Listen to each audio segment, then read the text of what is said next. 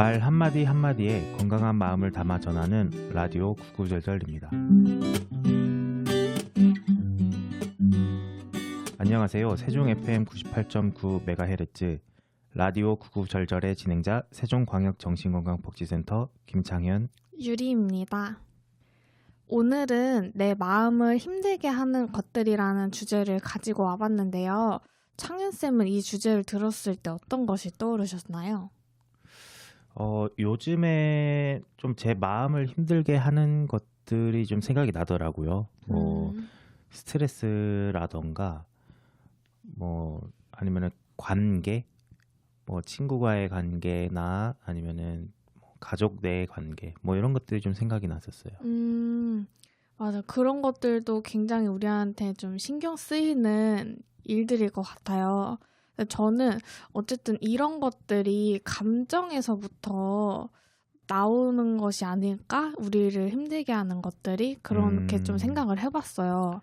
그래서 마음을 힘들게 하는 것은 결국 내가 느끼는 감정이 좀 감당이 되지 않을 때 힘들다라고 느끼지 않을까라고 생각을 해봤어요.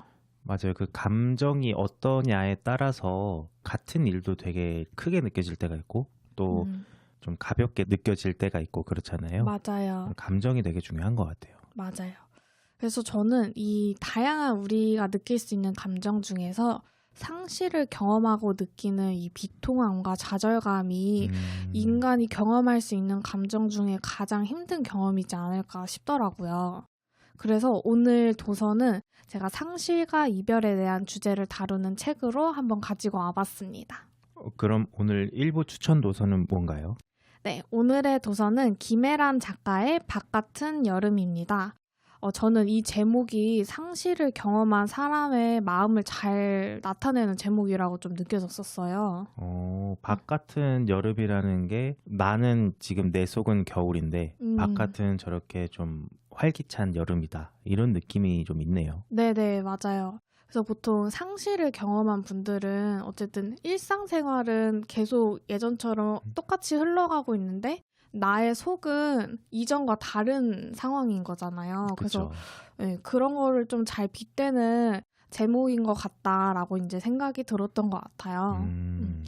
그래서 이 책은 7편의 단편 소설집으로 이제 상실과 이별 등의 사건으로 인해 앞으로 흘러가는 시간의 흐름을 따라가지 못하고 제자리에 멈춰 서버린 인물들의 이야기를 그리고 있어요.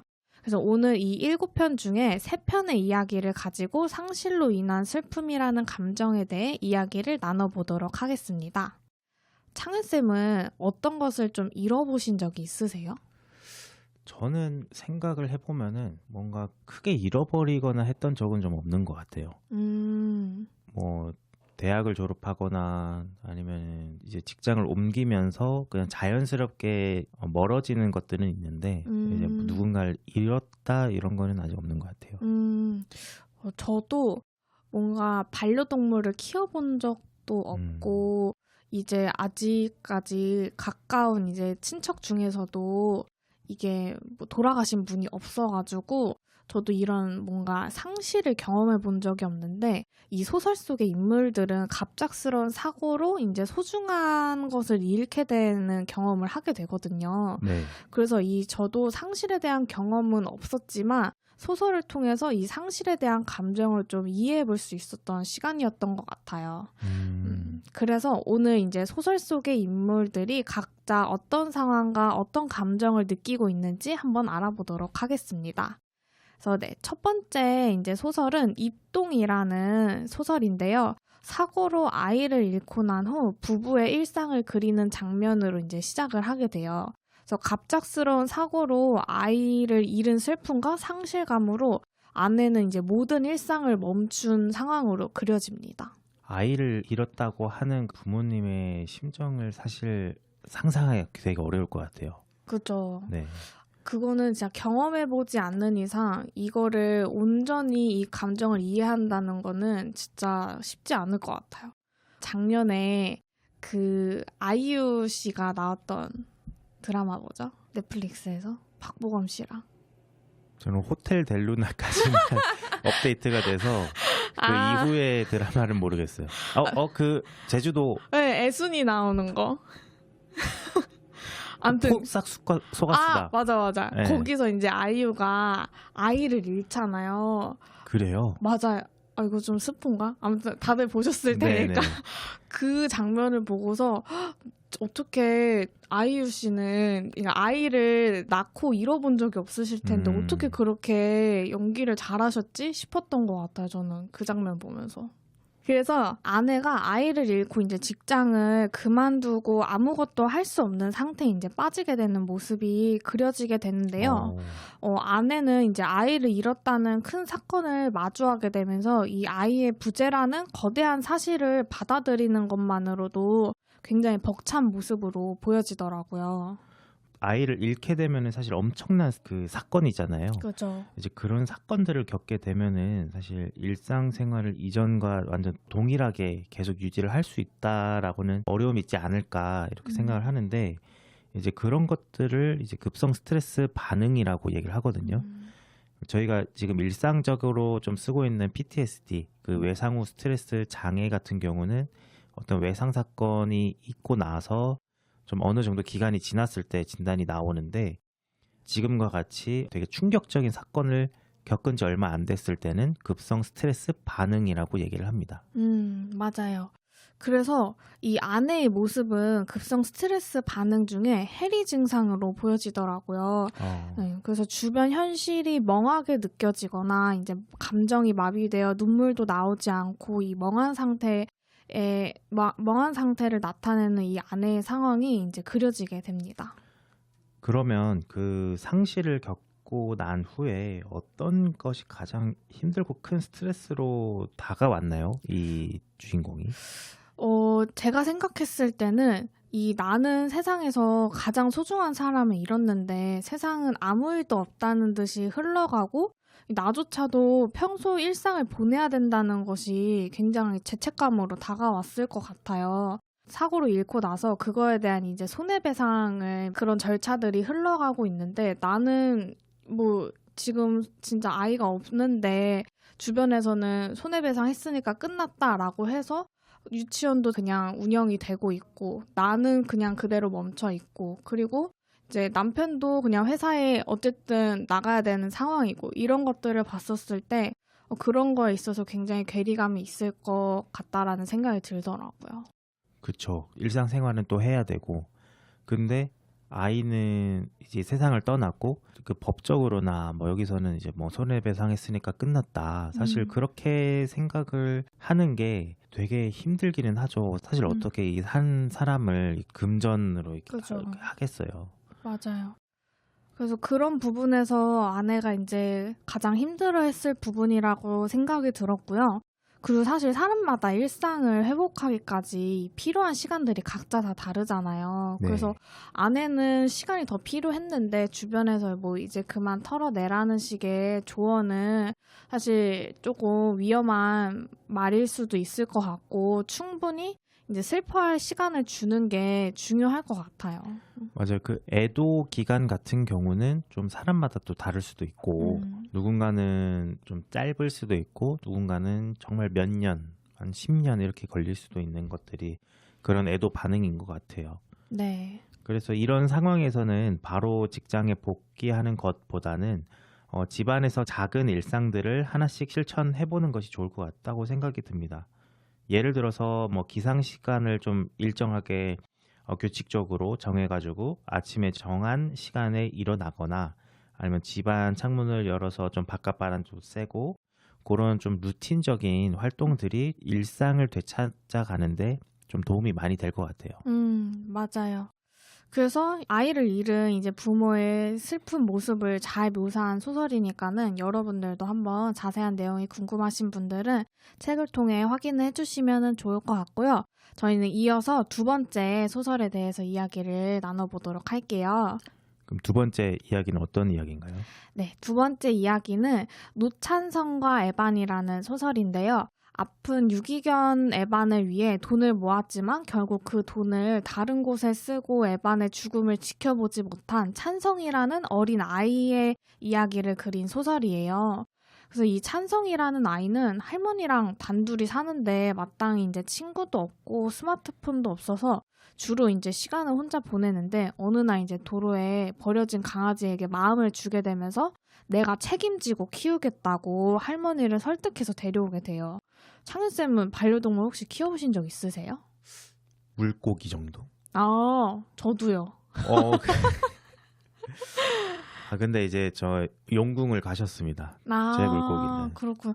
저도 워낙 제가 한 유치원 때 저 금붕어를 키웠는데 네. 그러니까 제가 키운 게 아니고 이제 저희 가족이 키우는 거다 보니까는 그 금붕어에 대해서 내가 얘를 책임지고 케어하고 있다라는 느낌은 없었거든요. 또 워낙 어렸을 때이기도 하고.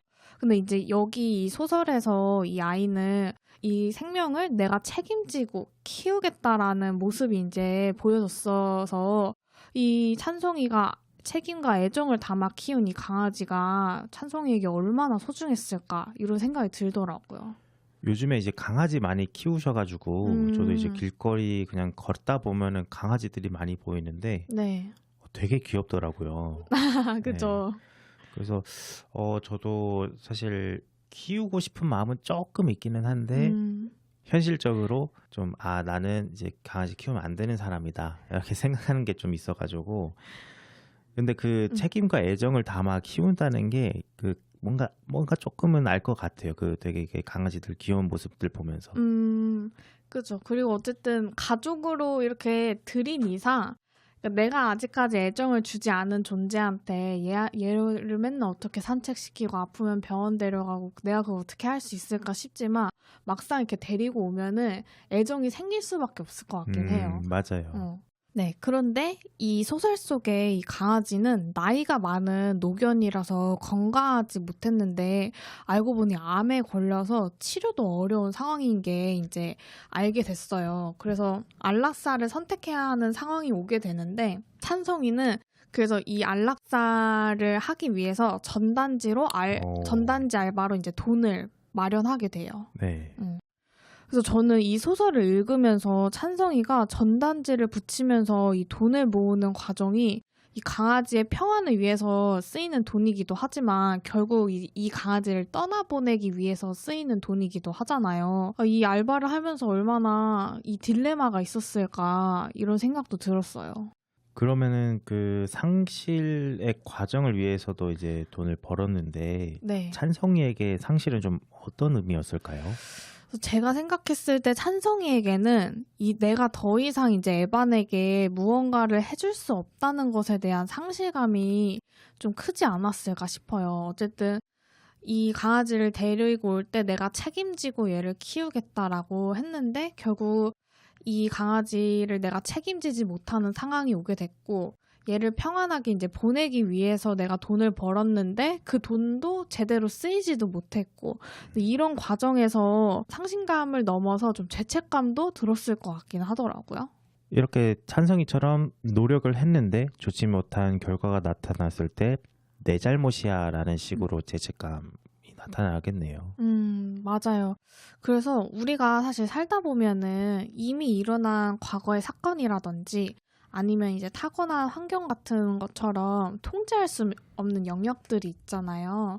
근데 이런 통제할 수 없는 영역으로 인해서 힘듦을 겪기도 하는데 사실 통제하지 못한 상황으로 벌어지는 결과의 책임을 나에게 돌리기보다는 어쩔 수 없는 상황을 있는 그대로 받아들이고 수용하는 자세가 필요할 것 같아요. 이 찬성이에게도. 통제할 수 없는 영역을 통제하려고 하다 보면은 불가능한 것들에 대해서 계속 상실감이나 무기력함 이런 것들을 많이 느낄 수 있기 때문에 통제할 수 없는 영역에 대해서는 사실 흘러가는 대로 그냥 주어지는 상황 내에 반응을 내가 적절히 하는 것만 신경을 써야 될 것 같기는 하네요.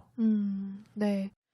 그래서 이 소설도 한번 어떤 결말로 이제 흘러갔는지 소설을 통해서 한번 확인해 주시면 좋을 것 같고요.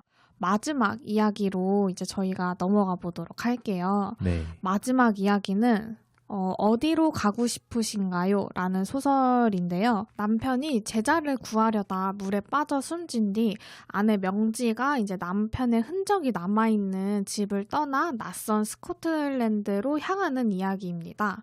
그래서 상실을 겪은 직후에는 그 사람과 이제 연관된 장소에서 있는 게 그 사람에 대한 추억을 떠올리게 해가지고 더 힘들게 하잖아요. 그렇죠.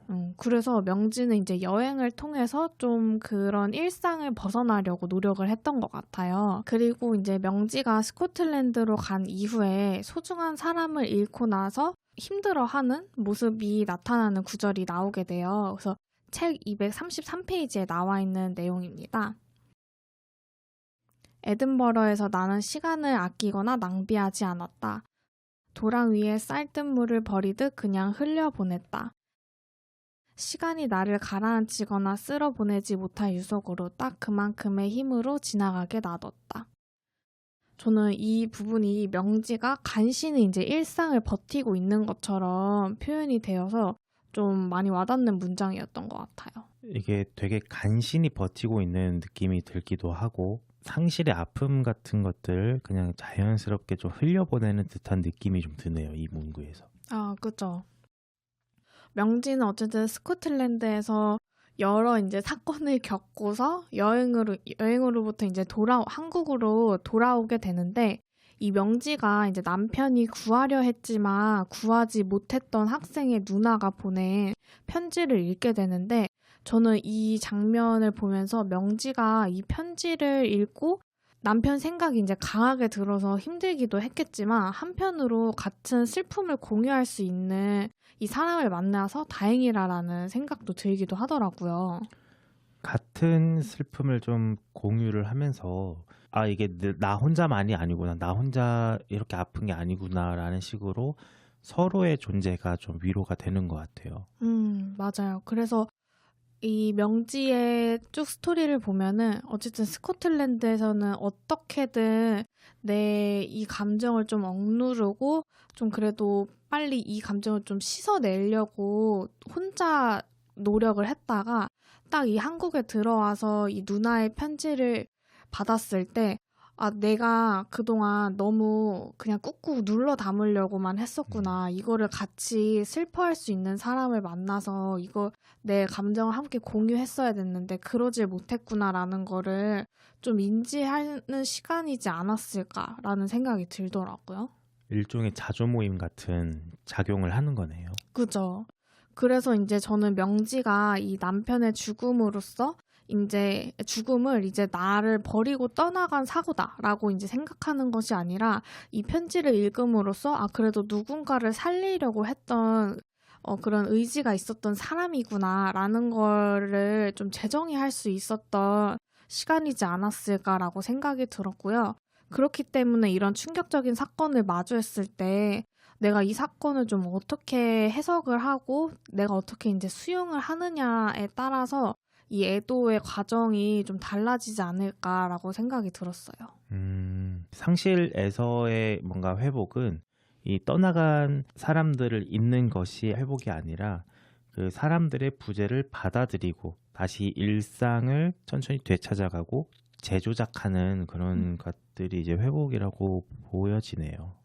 맞아요. 단순히 그냥 그 사건을 잊어버리고 삭제하는 게 아니라 어쨌든 앞서 말했던 것처럼 이 큰 사건을 마주했을 때는 그거를 내가 수용할 수 있는 자세가 반드시 필요한 것 같기는 하더라고요. 네. 그래서 오늘 이렇게 이제 상실과 이별이라는 주제로 김혜란 작가의 바깥은 여름이라는 책에 대해서 이야기를 나눠봤는데 제가 평소에 이제 경험할 수 없었던 감정들에 대해서 간접적으로 이 책을 통해서 이 책 속의 이제 인물들을 통해서 좀 느낄 수 있었던 것 같고 그래서 이제 상실로 인해서 이 힘들고 무거운 감정이 어떤 것인지 좀 많이 이해할 수 있었던 시간이었던 것 같아요. 저도 오늘 이 시간을 통해서 아직 상실을 겪지는 않았지만 앞으로 저도 상실을 겪게 될 때 아, 상실이 이런 감정이구나. 그리고 내가 어떤 식으로 좀 일상을 보내고 또 이걸 어떻게 받아들이고 또 내가 내 주변에 또 같이 상실을 겪는 사람들한테 좀 어떤 식으로 도움을 줘야겠다라고 좀 생각을 할 수 있게 된 계기가 된 것 같아요. 오늘 좀 많이 배운 것 같습니다. 이 김혜란 작가의 문장력도 굉장히 좋아가지고 여러분들도 한번 책을 읽어보시면 좋을 것 같네요. 네, 감사합니다. 1부는 여기까지 하고 이제 마무리로 악뮤의 최근 발매된 소문의 낙원을 한번 듣고 저희는 2부에서 다시 찾아뵙도록 하겠습니다.